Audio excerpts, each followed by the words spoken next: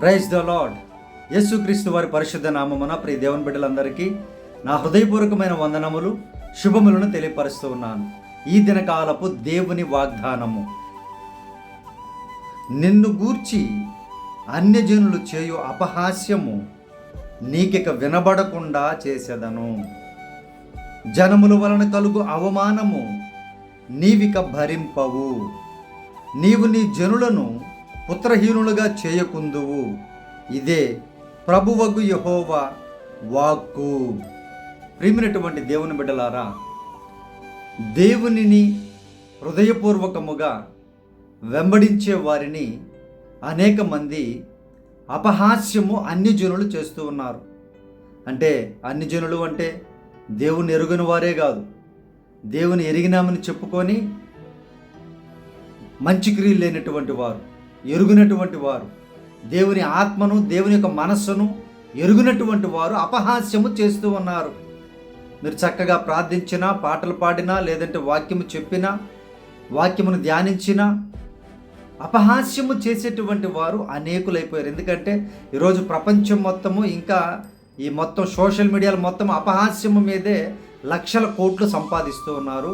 అవే ఛానల్స్కి మంచి రేటింగ్స్ కూడా ఉన్నాయి. ప్రియ దేవుని బిడ్డలారా, ప్రజలందరూ అపహాస్యం, ఇతరులను అపహాస్యం చేయడం, ఇతరులను హేళన చేయడం.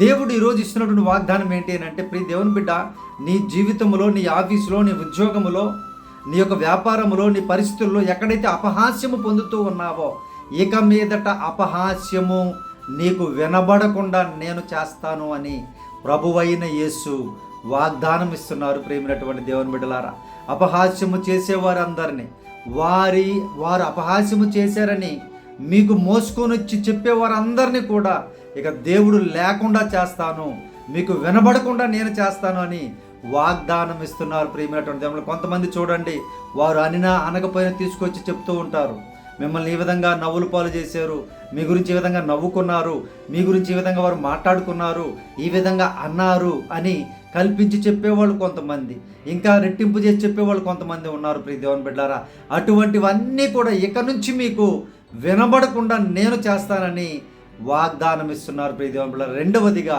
అవమానము ఇక మీకు కలగదు అంటున్నాడు ఆయన. ప్రియ దేవుని బిడ్డలారా, ఎన్ని అవమానాలు ఇప్పటివరకు ఫేస్ చేశారో మీ జీవితాలలో, దేవుడు ఇస్తున్నటువంటి వాగ్దానం ఏంటి అంటే, ఇక మీదట అన్యజనులు కానీ, అల్లరి జనులు కానీ, ఇతరులు కానీ మిమ్మల్ని అవమానపరచనేరరు.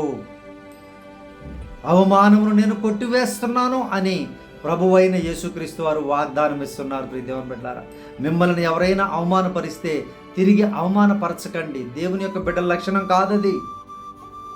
మిమ్మల్ని, మీ గురించి ఎవరైనా చెడుగా చెబితే వారి గురించి మీరు కూడా ఏదైనా చెప్పాలని ఆశపడకండి. అది దేవుని బిడ్డల యొక్క లక్షణము కాదు. ప్రియ దేవుని బిడ్డలారా, ఎందుకంటే ప్రభు వారు చెప్తున్నారు, ఆ అపహాస్యాన్ని నేను మాన్పిస్తాను. మనల్ని అపహాస్యం చేసేవారిని మనం ఒకరినో ఇద్దరినో మనం మాన్పించవచ్చు. ఎంతమంది ప్రతిరోజు వస్తూనే ఉంటారు, ప్రతిరోజు పుడుతూనే ఉంటారు వీళ్ళు, ప్రతిరోజు బయటకు వస్తూనే ఉంటారు వీళ్ళు. వీరిని ఆపగలిగినటువంటి దేవుడు, శక్తిమంతుడు యేసుక్రీస్తు వారి. అవమానాలు కలుగుతూ ఉంటాయి, అవమానపరుస్తారు, బ్లేమ్ చేస్తారు నలుగురిలో. ప్రియ దేవుని బిడ్డలారా, ఆ అవమానాన్ని కొట్టివేసేది ఎవరు అంటే దేవుడే. ఆయనే ఆపివేస్తానంటున్నాడు. మనం ఆపాలని ప్రయత్నిస్తే అది జరగదు. జాగ్రత్తగా గమనించండి. ప్రభువారు అంటున్నారు, ఆ అవమానాన్నిటినీ కూడా నేను తొలగిస్తాను, వాటి నుంచి నేను విడుదల కలిగిస్తాను అని యేసయ్య వాగ్దానం ఇస్తున్నారు. ప్రియ దేవుని బిడ్డలారా, ఆయన ఇచ్చినటువంటి వాగ్దానం ఇదే. ప్రభువైన యెహోవా వాక్ అంటున్నాడు ఆయన. వాక్కు అని అంటే యేసుక్రీస్తు వారు వాక్యమైన దేవుడు. ఆయన కాపాడేటువంటి రక్షకుడు, ప్రాణం ఇచ్చినటువంటి దేవుడు కనుక మీ యొక్క ప్రతి అవమానమును, సమస్తాన్ని ఆయన కొట్టివేసి ఆశీర్వదిస్తాను అని వాగ్దానం ఇస్తున్నారు. ప్రియ దేవుని బిడ్డలారా, మీరు సాక్షులుగా అనేకులకు దేవుని యందు భయభక్తులు కలిగి జీవించేటువంటి బిడ్డలుగా మీరు సాక్షులుగా ఉండాలని ప్రభువారు కోరుకుంటూ ఉన్నారు.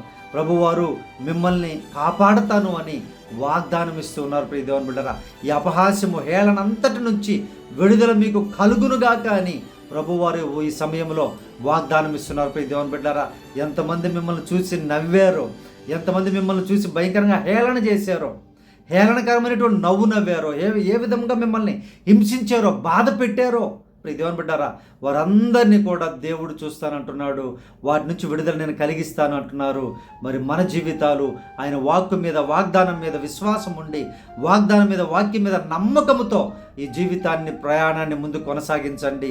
దేవుడు కార్యాలు చేస్తారు. దేవుని బిడ్డారా, ఈ ప్రార్థనలో ఏకీభవించండి. ఇక సంతోషమైన హృదయంతో జీవించండి. మరలా తిరిగి దాని అవమానమునే, ఆ విధముగా చేశారు, ఈ విధంగా చేశారు, ఈ విధంగా అన్నారని వాటిని తలంచుకుంటూ ఉంటే వ్యర్థమే. మరలా ప్రభువైన యేసును స్మరిస్తూ ముందుకు వెళ్ళండి.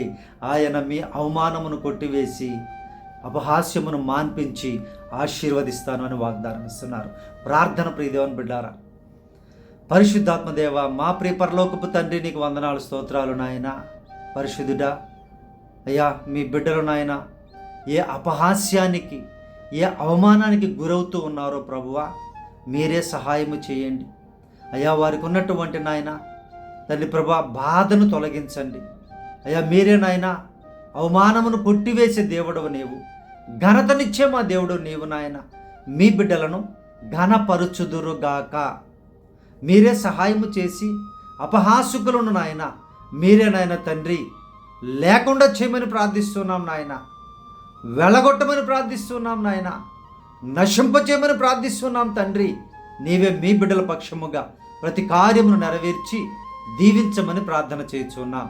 ఈరోజు జన్మదినాలు జరుపుకున్న బిడ్డలను దీవించండి. పెళ్లి రోజులు జరుపుకున్న కుటుంబాలను ఆశీర్వదించండి.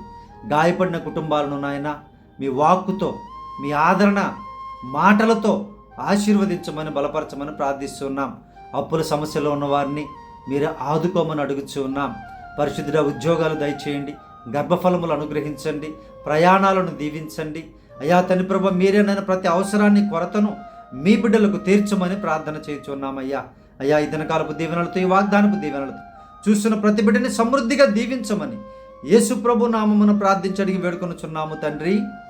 ఆమేన్. మన పరమ తండ్రి అయిన దేవుని ప్రేమయు, కుమారుడైన యేసుక్రీస్తు వారి కృపయు, పరిశుద్ధాత్మ యొక్క అన్యోన్య సహవాసము ఈ ప్రార్థనలో ఏకీభవించిన ప్రతి బిడ్డ మీదను, ప్రతి కుటుంబం మీదను, సకల పరిశుద్ధుల మీదను, సార్వత్రిక సంఘము మీదను ఇప్పుడు ఎల్లప్పుడు సదాకాలము తోడై ఉండి ఆశీర్వదించునుగాక. ఆమేన్.